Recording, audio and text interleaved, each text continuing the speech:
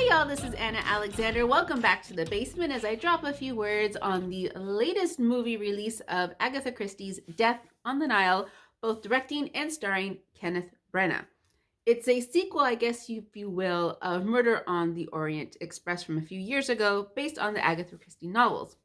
I have not read these books, but I am very much familiar with them, and if you have not seen it, I would highly recommend the documentary called Decoding Agatha Christie, only because her books they were commercial fiction before commercial fiction had a name.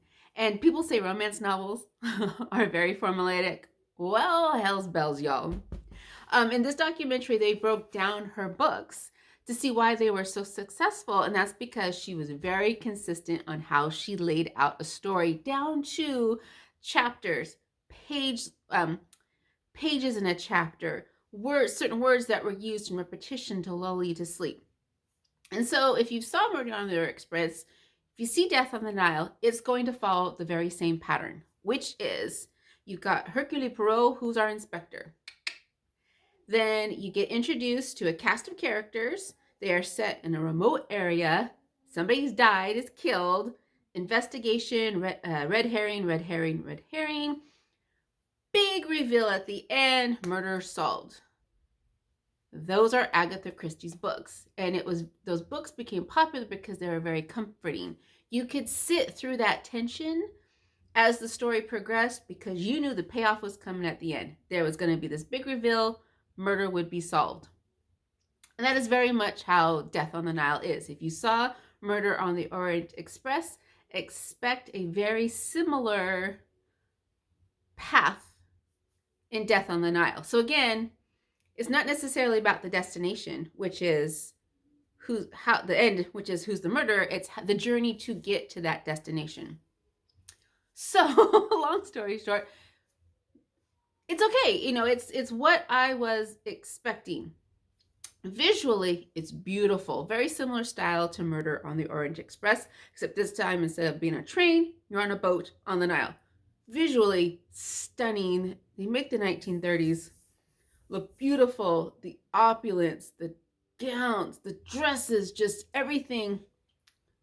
So pretty. It's all so pretty. But story-wise, the pacing to me seemed a little bit off. And that is because knowing that there's going to be a murder, it's called Death on the Nile, the actual death doesn't happen until I'm going to say an hour maybe into the film. So I'm just waiting and waiting and waiting and waiting for death.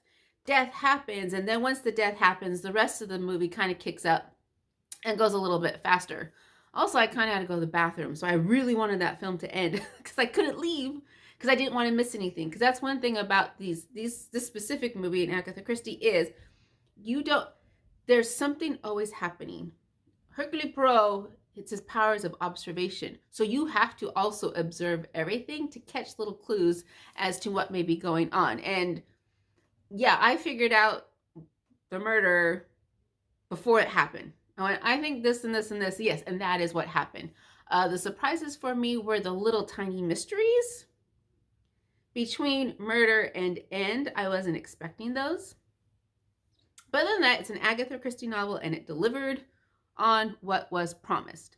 Would I rush out to the theater? I would suggest you to rush out to the theater. No, I think you could probably wait until it's streaming somewhere. And you'd be just fine. Like if you watch it, great, I think you'll enjoy yourselves, but again, not something that necessarily I would run out immediately to see. What I did find interesting was he got a little bit more backstory on the Poirot character.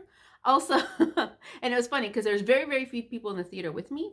However, I did hear a few comments. Maybe it's because they were older, but I'm guessing Kenneth Branagh does speak French.